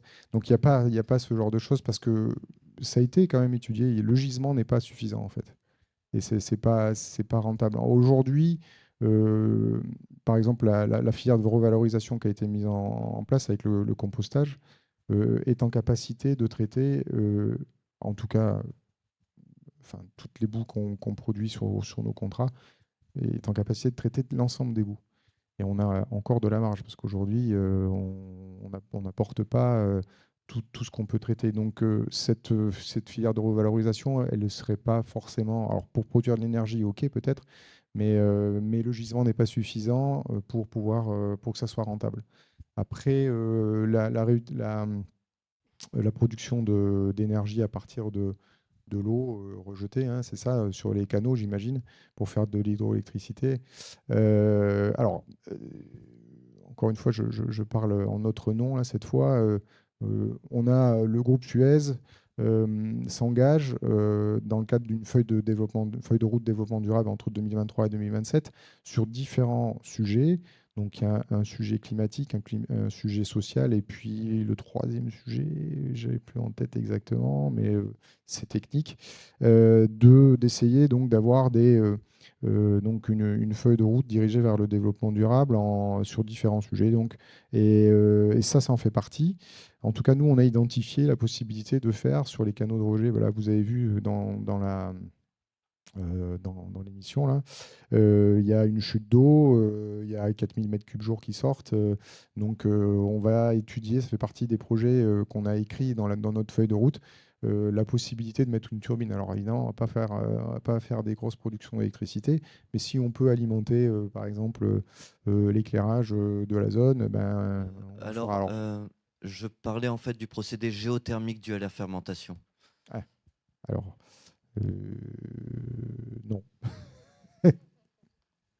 ça, non. Alors, on a un projet, alors pas un projet, mais une étude qui s'appelle Degré Bleu, qui est développée par le groupe aussi, qui est un échangeur de chaleur, en fait, et donc qui permet d'utiliser les calories, enfin les thermies des eaux usées en échange de chaleur pour produire soit être utilisé pour refroidir ou pour réchauffer selon où on se trouve, quoi. Donc ça, c'est un projet qu'on a proposé dans le cadre on a proposé, en tout cas qu'on a en tête et qu'on pourrait peut-être essayer de valoriser, mais ça nécessite des investissements, des études, et aujourd'hui, c'est pas du tout à l'actualité, quoi. Alors, je ne sais pas si ça répond encore à la question, Mais voilà les sujets sur lesquels nous, on réfléchit. Juste pour revenir sur la question de l'utilisation des eaux usées, il y a un vrai chantier. Alors ça, je vais dans le sens de Frédéric, dire là aujourd'hui, c'est difficilement envisageable, ça coûte, mais la contrainte, elle va augmenter. Dans un contexte de changement climatique, ce qu'on ne choisit pas aujourd'hui va nous être imposé dans les décennies qui viennent. On aura une obligation de réutiliser nos eaux, parce qu'on sera sous contrainte. Ça a été le cas de différents pays dans le monde. Donc Frédéric a parlé par exemple d'Israël, qui feront partie des champions de la réutilisation de l'eau usée, qui pourra plus de 80% des eaux usées récupérées. Donc ils en récupèrent déjà de 80 à 90%, mais 80% de ces eaux récupérées vont à l'agriculture. Alors, on sait que chez nous, c'est un peu sensible, ces sujets-là. Qu'est-ce qu'on peut faire avec les eaux usées selon leur qualité? Eh bien, peut-être qu'on sera OK pour s'en servir pour faire pousser des légumes. Et dans d'autres cas, non. Donc il y a aussi des barrières psychologiques, sanitaires et après psychologiques. On peut les utiliser également pour arroser des espaces verts où on ne mange pas après ni le gazon ni l'arbre qui nous fait de l'ombre. Dans certains, même par exemple en France, il y a eu un investissement en Ardèche. C'est un musée qui a investi 300 000 € pour récupérer les eaux grises, sa cuisine, les lavabos, etc., pour alimenter une cuve lutte incendie. Donc, parce que le risque est de plus en plus important autour du musée. Et maintenant, ils ont, donc ça a été 300 000 € quand même, mais ils ont le dispositif qui est en place et qui ne fonctionne qu'avec des eaux récupérées. Voilà. Donc, Singapour, par exemple, a aussi été un champion de la récupération, de la valorisation de ces eaux usées, parce qu'ils sont aussi sous contrainte. Ils ont peu de ressources et ils ont une grosse population. Et donc, alors, ils les filtrent, c'est des champions. Alors, Frédéric, tu vas mieux connaître ça que moi, mais je crois qu'ils ont une triple, il y a osmose inverse, UV et hypermembrane. Donc, ce qui fait que les trois méthodes sont associées, donc à une qualité d'eau qui est très forte. Et ils vont réutiliser l'eau dans différents systèmes pour refroidir, mais également pour de l'eau potable. Il y a une fraction de l'eau à Singapour, de l'eau usée, qui repart dans le circuit de l'eau potable. Ça aussi, ça demande des sauts technologiques, l'investissement, d'avoir les solutions techniques, de mettre l'argent, et puis aussi que ce soit accepté par la population, que ce soit compris et accepté. Comme on devra demain manger des insectes, on devra réutiliser et peut-être boire notre eau usée comme les spationautes. Mais bon. Est-ce que vous avez d'autres questions? Oui, par ici. Donc, on en a deux.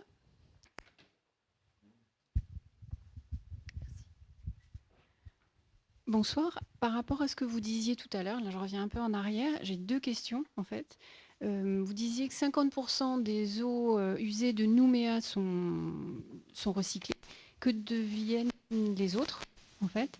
Et la deuxième question, par rapport aux eaux usées des hôpitaux, cliniques ou institutions qui vont produire des eaux usées chimiques ou autres, qu'en est-il de tous ces déchets? Oui, alors qui veut répondre? Donc la première question, donc on parlait de 50% de taux de raccordement, d'adresses qui sont raccordées au réseau. Qu'en est-il des autres? Et ensuite, qu'en est-il des organismes comme les hôpitaux, etc. Alors, qui répond à la première question? Frédéric? Je pense que tous les trois, vous aurez quelque chose Déjà, à je pense dire. que ce n'est pas 50% des eaux qui sont recyclées. C'était ça la question? Ah, c'est taux de raccordement. C'était en référence au taux de raccordement. Où vont les autres? La fosse septique. En fait, déjà, c'est 50% de la population. Dans la population de Nouméa, il y a une partie de la population qui ne sont pas raccordés à un réseau parce qu'ils ont des fosses septiques. Il y a des quartiers, à Tina, etc., où c'est des fosses septiques, donc c'est de l'assainissement autonome. Donc ça représente une certaine partie de la population. Donc cette partie non raccordée, forcément, elle est complètement autonome.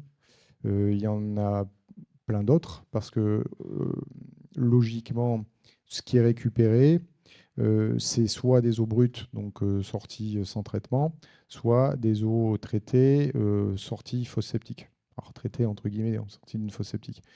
Donc après, il y a une partie des réseaux unitaires qu'on appelle, donc ce sont des réseaux qui sont à la fois qui récupèrent donc ces eaux très sorties de fosses septiques et qui sont également soumis à la pluviométrie, donc qui sont mélangés quand il pleut. Il y en a une partie il y a une grosse partie qui arrive sur les stations. C'est pour ça qu'on parlait tout à l'heure de variations hydrauliques. On peut passer de 4000 à 8000 m3. Et il y en a d'autres qui vont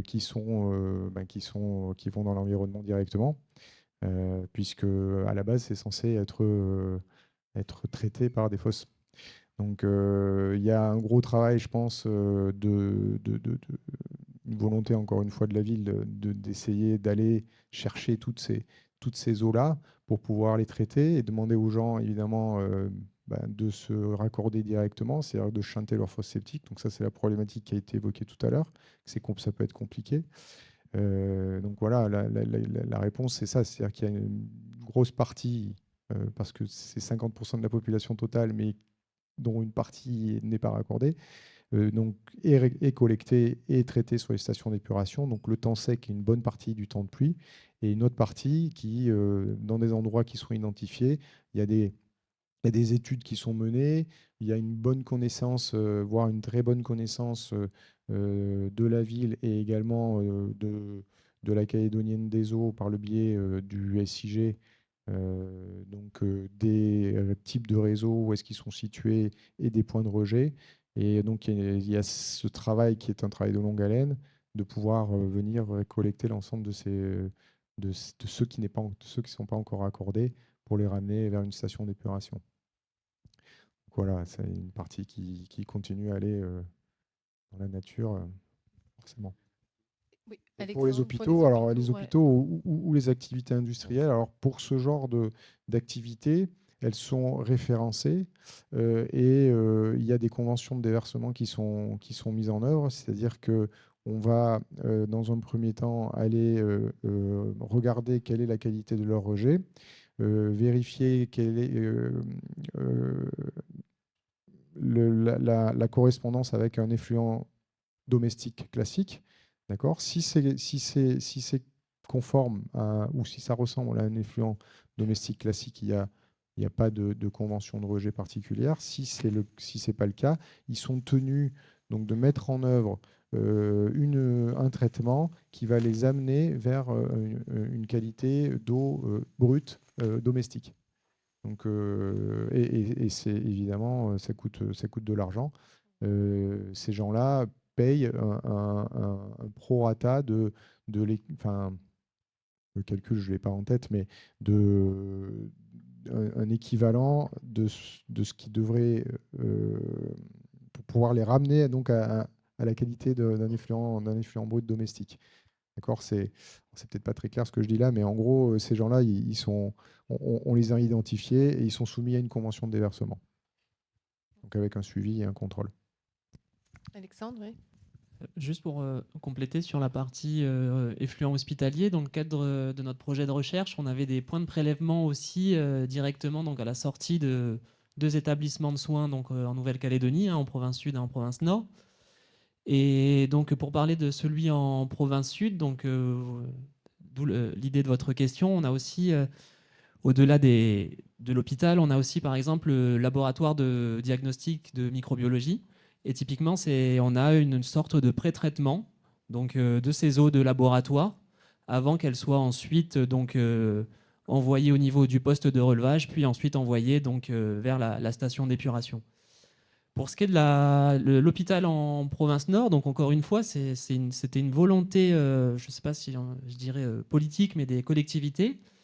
Le système d'assainissement, c'est un lagunage, donc c'est le lagunage de paille en bouée, auquel est raccordé donc, l'hôpital sur lequel on a travaillé. Et ça a été donc une demande de la province Nord de voir donc, ce lagunage qui n'était pas initialement donc, dimensionné pour accueillir une structure de soins, si le raccordement à la structure de cette structure de soins, à ce lagunage, affectait ou pas donc, le fonctionnement de ce lagunage. Donc voilà un petit peu, il y a des choses qui sont faites, en tout cas en local. Et donc sur ces résultats-là, donc tout à l'heure on parlait d'équivalent avec des eaux communautaires, domestiques. On avait aussi donc un point de prélèvement, comme on l'a vu ici, la station d'épuration de Lansvata, donc pour lesquels on n'a pas de structure de soins raccordée. Sur les paramètres que nous on a pu mesurer, on va retrouver donc des paramètres équivalents en entrée de station d'épuration, donc qu'elle soit raccordée ou non à un hôpital. Merci Alexandre. On a une autre question là. Oui, alors merci. Moi, en fait, j'ai deux questions. La première, c'est est-ce qu'il y a une différence significative entre les techniques de lagounage, c'est ça, et les techniques avec les membranes? Et la deuxième, c'est on a beaucoup parlé des bactéries, mais qu'est-ce qu'il en est des virus? Est-ce qu'il y a des techniques aujourd'hui pour les traiter? Et est-ce que c'est important? Est-ce que ça a un impact réel sur les eaux? Voilà. Merci. Merci.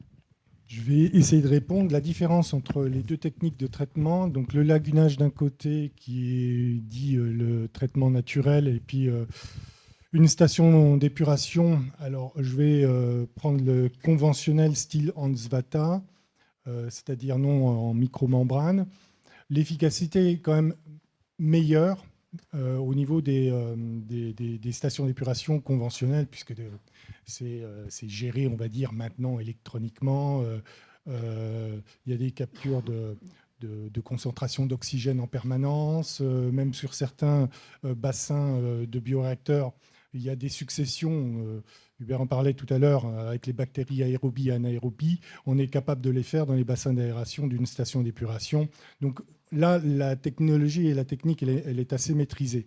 Donc on sait, à toute erreur ou aléa climatique, que ce qui rentre, on sait à peu près ce qui va ressortir. Et ça reste assez régulier.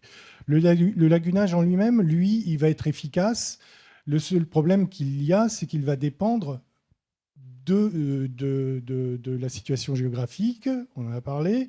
Il va dépendre du climat. Alors, je ne parle pas de climatologie, je vais parler plutôt de l'ensoleillement. Si pendant, malheureusement, les 2 ans qui s'est passé, là, on n'a pas d'ensoleillement, un lagunage va mal marcher. Il va marchoter. Donc, et il nécessite, comment dire, un dimensionnement encore plus pointu. On parlait de... Moi, j'avais à l'époque entre 25 mètres carrés. Bon, là, c'était une dizaine de mètres carrés. Mais moi, ça date quand même, dans les années 80. Ici, on peut descendre un peu plus. Mais bon, si on est mal dimensionné, ça traite moins bien. Si on est surdimensionné, ça ne traite pas du tout. On dilue de l'eau et on balance à l'extérieur. Donc, en fait, la stratégie lagunage est très bien. Le seul problème, c'est qu'on est sûr de rien. Voilà. Mais ça traite. Au niveau qualité, on ressort une qualité d'eau raisonnable si on est dans un milieu rural. Je pense pas. Donc, sur Metz, il y avait quand même une grande population. Le bassin était largement plus grand. Parce que Metz avait une stratégie, je parle de l'Hérault en métropole, c'est qu'il passait d'un milieu rural en hiver à une mégapole, j'exagère volontairement, lorsque la période estivale arrivait. Donc il fallait trouver une solution parce qu'il passait de quelque chose qui était raisonnable environnementalement à pendant l'été où l'eau était vraiment, qui sortait était dégoûtante et c'était très peu raisonnable pour la culture d'huîtres qu'il y avait localement. Donc beaucoup étaient malades, surtout les touristes, à cause de cela. Donc je n'ai pas de préférence, on va dire, entre les deux. La seule chose, c'est qu'aucune des deux techniques ne peut éliminer à 100% les produits, les thérapeutants, les polluants émergents, on parlait des phtalates, toutes ces choses-là, c'est quand même beaucoup plus compliqué et par l'une des techniques et de l'autre. Même la technique qui est très très performante au niveau des micros et l'ultrafiltration, nanofiltration, je ne sais plus, c'est ultrafiltration. c'est ultrafiltration. Voilà, donc ça, c'est très efficace au niveau stratégie. C'est qu'on retrouve une eau où vous êtes sérieusement, vous ne risquez pas de choper en principe une maladie si vous baignez dans une zone qui récupère cette eau-là. Ça veut dire que la nanofiltration filtre encore aussi plus les virus? Non? Et qu'en est-il des virus? Alors, pour les virus, ce n'est pas l'ultrafiltration qui va l'éliminer. Une partie. L'avantage pour les virus, la seule technique qui marche bien, c'est la photolyse. Et notamment, le lagunage peut très bien marcher à ce niveau-là. Mais comme on sait, le lagunage, les ultraviolets qui vont venir traiter les eaux des lagunes, se fait sur une très faible épaisseur. Donc, ça sera efficace en surface, mais pas sur le flux total qui va sortir. Donc au niveau viral, l'élimination, elle n'est pas... Ouais, je ne sais pas. Après, la technologie avançant d'un point de vue... Frédéric, tu vas peut-être m'en dire. Mais... Bon, c'est simplement pour ajouter, l'ultrafiltration, je parlais de 0,03 microns de seuil de coupure. Donc on est sur... a priori inférieur à la plus petite bactérie. Il y a une partie des virus qui seront arrêtés. Alors, on ne contrôle pas les virus, hein, donc on ne peut pas vous dire, mais en tout cas, a priori, c'est le cas.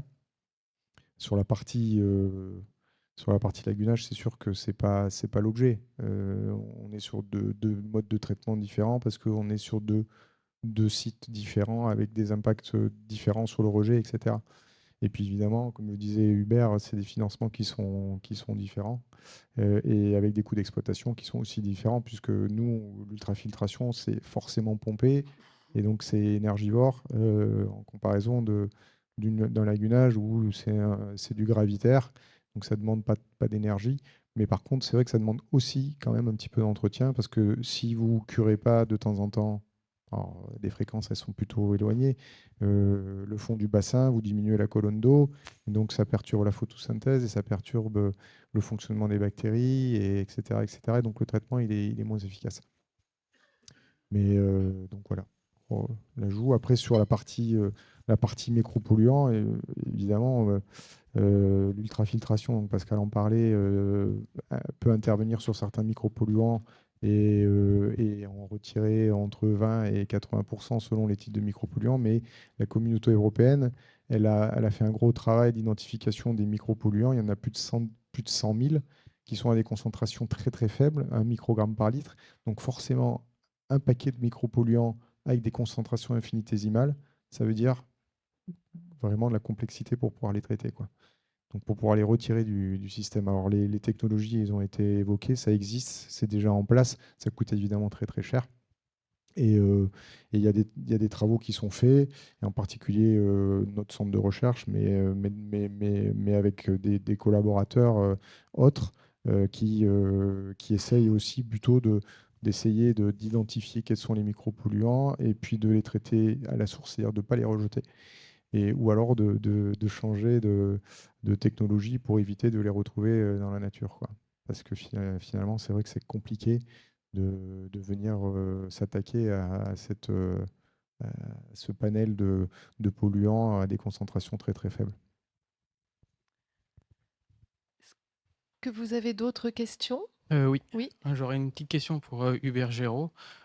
Toujours au niveau des systèmes de lagunage. On a pu voir sur la vidéo qu'il y avait des animaux sauvages, donc des oiseaux notamment, qui allaient donc au niveau de ces bassins. Est-ce que vous savez s'il existe au niveau local ou international des systèmes de surveillance de cette faune un peu spécifique? Parce qu'on peut imaginer qu'il y a potentiellement un risque sanitaire, ou en tout cas au niveau de la santé de ces animaux.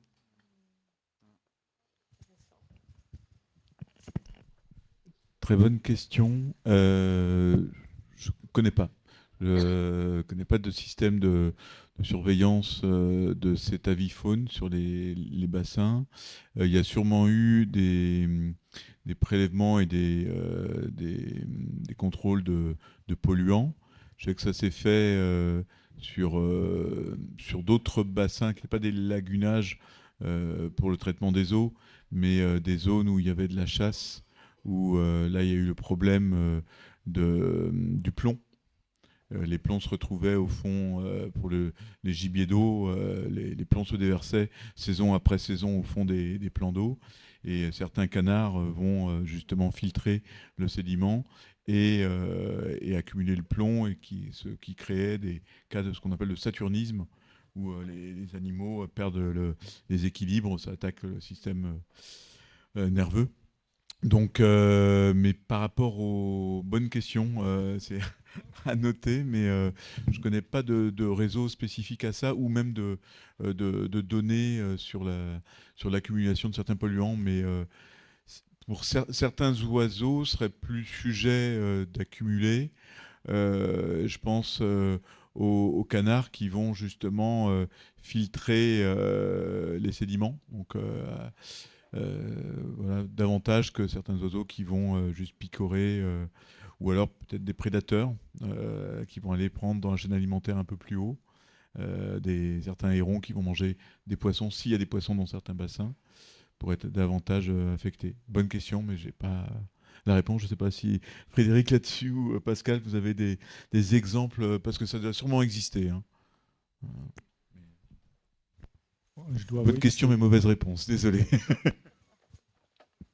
Je dois sérieusement avouer que je ne sais pas. Je n'ai pas eu ce genre de suivi. Ouais. Donc on estime peut-être que la durée de vie d'un canard n'est pas suffisante pour constater un effet, on va dire, sur le long terme sur ces animaux. Je ne sais pas. Personnellement, je ne l'ai pas suivi quand j'étais sur les lagunages de Mèze. Le seul suivi qu'on pouvait avoir, c'est sur les poissons qui étaient dans certains bassins. Mais c'était parce qu'ils consommaient le phytoplancton qu'on produisait dans le dernier bassin. Voilà, donc en fait, je ne sais même pas si on surveillait leur bonne santé, ou s'ils consommaient correctement et régulièrement le phytoplancton pour clarifier totalement l'eau avant de la jeter dans la nature. Merci. Frédéric, tu voulais ajouter quelque chose? C'est juste qu'on a quelques canards sur les clarificateurs, hein, donc c'est tout. Et on ne surveille pas. Ils sont là, ils sont heureux.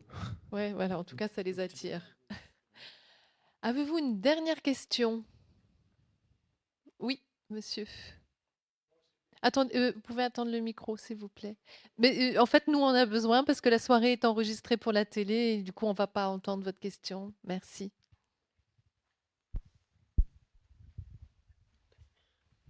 Merci. Moi, je voudrais d'abord remercier nos intervenants parce que grâce à eux, j'ai appris encore plein de choses. J'ai 69 ans, mais tout ça, je ne le connais pas. Je vous remercie. J'ai une question peut-être bête ou naïve que je vais adresser à monsieur Frédéric César. Décidément, il est beaucoup demandé, ce monsieur, ce soir. Qu'est-ce qu'ils font des eaux traitées? Parce que où ça va, vu que ça ne repart pas dans notre consommation personnelle, où vous la mettez? C'est naïf comme question, mais... Non, non, il n'y a pas de mauvaise question. Je pense que plusieurs personnes se la posent également. Merci en tout cas de l'avoir posée. Alors, en effet, ça ne va pas dans les bouteilles d'eau, et heureusement, mais...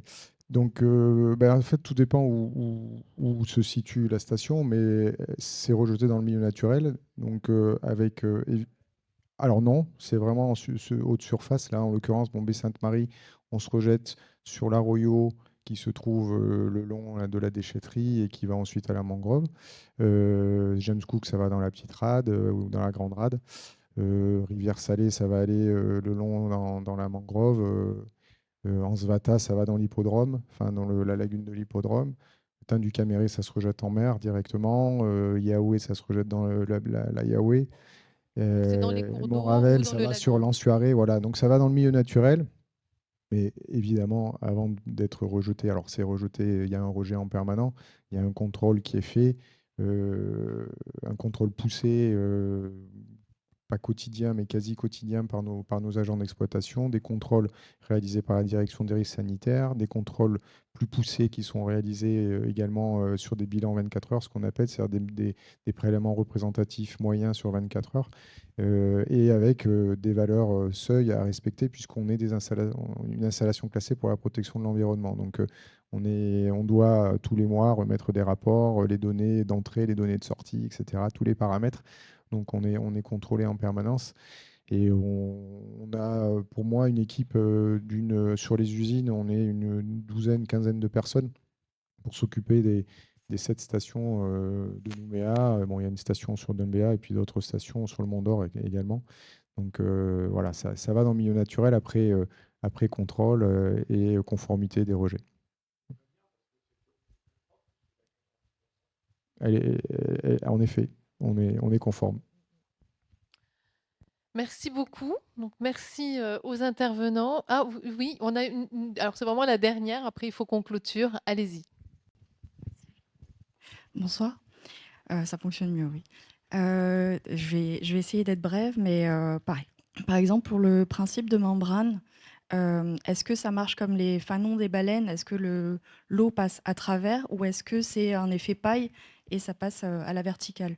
Alors, comme je l'expliquais, c'est chaque fibre que vous voyez, là, chaque spaghetti, elle est creuse. Et donc, elle est connectée donc à un système hydraulique qui est avec une pompe. Et on aspire à travers ces fibres creuses. Donc, la boue, parce qu'elle s'est plongée dans la boue activée, hein, ce qu'on appelle, donc reste à l'extérieur. La porosité donc, de la membrane est tellement faible que du coup l'eau qui passe à travers, eh ben, il n'y a plus rien à part l'eau, il n'y a plus de matière en suspension, il n'y a plus de bactéries, etc. Et donc elle est aspirée et elle est stockée après dans une bâche d'eau traitée avant d'être rejetée. Il faut savoir que ces pompes, elles fonctionnent dans les deux sens parce que de temps en temps, ben, si on aspire trop, eh ben, on va avoir ça va être colmaté et donc on va de temps en temps souffler, hein. C'est comme quand vous avez quelque chose qui est bouché au bout de la paille, vous ressoufflez. Là, c'est un peu pareil. Ça va permettre aux membranes de retrouver un peu de perméabilité. Il y a des contrôles en permanence de la perméabilité, justement, et de la pression transmembranaire. Alors ça, c'est des paramètres comme des dizaines et des dizaines d'autres qui sont contrôlés sur les stations d'épuration de façon automatique. Donc, il y a ces paramètres qui sont contrôlés. Les agents s'assurent qu'on conserve une bonne pression transmembranaire, une bonne porosité des membranes. Et quand ça baisse, eh ben, c'est ce qu'on fait. C'est ce qu'on faisait dans le reportage. On fait des lavages de régénération. Alors, il y a des lavages de maintenance qui sont de l'ordre une fois, 2 fois par semaine, où on va injecter des produits chimiques à sens inverse pour permettre de venir récupérer cette petite... il y a petites particules qui commencent à coincer au niveau des fibres. Et des lavages donc, de régénération qui sont plus intenses, où là, on sort la membrane, on va venir la nettoyer mécaniquement, on va venir la plonger pendant 8 heures dans une solution mélange d'eau avec de la javel, une solution après, alors ça c'est pendant 8 heures, et après encore pendant 8 heures, une solution avec de l'acide citrique mélangé avec de l'eau. Et donc ça permet de récupérer tout de suite de la capacité de filtration et de permettre d'assurer le processus sans avoir d'alarme, etc. Je disais, bon, il y a tout plein de paramètres de suivi qui sont suivis et qui sont soumis à des alarmes. Et donc, nos agents sont en permanence, peuvent être en permanence sollicités. C'est pour ça que c'est un travail de tous les jours, tout 24/24, 365 jours par an, où ben, on intervient avec des alarmes. Donc, le peu de choses que vous voyez quand on a des événements particuliers, sachez qu'on a beaucoup de garde-fous qui nous permettent d'intervenir avant qu'il y ait des soucis. Une pompe qui se bouche, il y a toujours une deuxième qui se met en fonction. On a des niveaux qui nous permettent, ou des alarmes de niveau qui nous permettent d'intervenir avant qu'on arrive sur un niveau de débordement. Donc on a, je ne sais pas exactement, mais c'est des centaines d'alarmes disponibles sur ces ouvrages-là. Et ça arrive qu'il y ait toujours des incidents, hein, parce que c'est du fonctionnement avec des automates, etc. On a des fois des défauts de communication. Donc on peut avoir des incidents, mais dans notre processus qualité, à savoir que la station d'épuration de BSM, elle est ISO 14001, et comme celle de James Cook d'ailleurs. Donc on est soumis à un process qualité un peu poussé, avec un système d'amélioration continue, hein, c'est le système classique du processus qualité, où ben, on va identifier les problèmes, diagnostiquer, mettre en place des actions et faire un suivi derrière pour que ça se réalise. Et la ville de Nouméa est bien consciente de ça, puisque et la 3DT également, c'est-à-dire l'ancienne direction de l'environnement de la province sud, dès qu'on a un incident, on est tenu, et c'est dans notre politique environnement aussi, de fournir ces éléments-là de façon très précise. Et je peux vous assurer qu'on est très, très suivi et qu'on a, en tout cas, voilà, le travail est fait de façon à ce que on essaie de s'améliorer en permanence pour éviter d'avoir des problèmes et de faire fonctionner ces ouvrages de très bonne qualité de façon parfaite. Merci beaucoup, Frédéric. Merci à vous. Oui, vous vouliez. On joue les prolongations. Franchement, je suis ravie de voir qu'un sujet comme celui de l'assainissement intéresse autant le public. Alors, allez-y.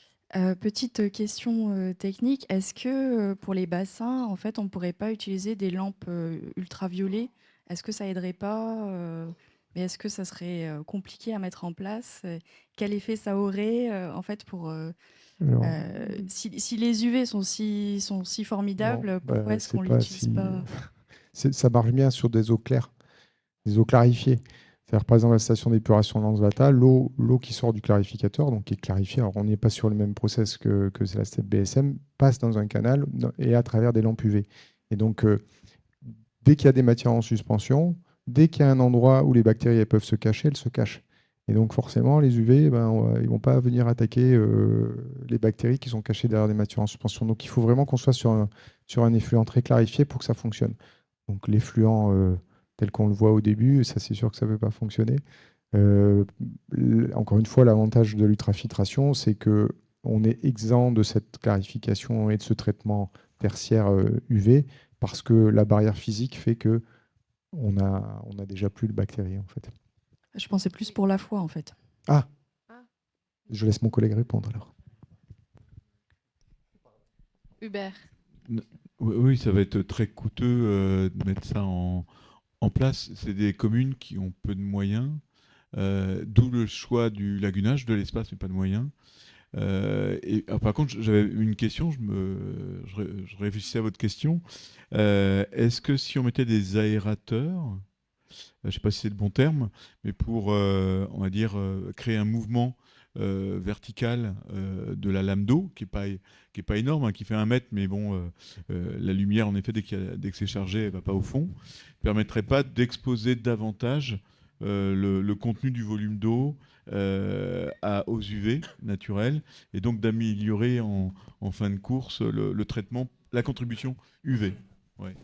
Là, je peux répondre à cette question. Ça a été même le sujet de ma thèse, alors, il y a fort longtemps. C'est ce qui s'appelle les lagunages à haut rendement algal. Voilà. Donc, en fait, c'est un système qui fait recirculer dans un raceway, enfin dans un canal, pardon, avec une roue à aube qui agite en permanence, donc en fait, qui met en suspension la matière et qui met en continu, on va dire, nouvellement la surface exposée, enfin l'eau exposée à la surface, donc exposée aux UV. Voilà. Et ça améliore la qualité, mais on utilise de l'énergie là. Donc on n'est plus dans un système gravitaire, il faut agiter l'eau. Donc en fait, ça nécessite peut-être moins de surface. Donc en gros, on avait estimé la surface nécessaire pour faire tourner cela, pour traiter l'eau, était 10 fois moindre avec un lagunage au rendement par rapport à un lagunage traditionnel par gravité.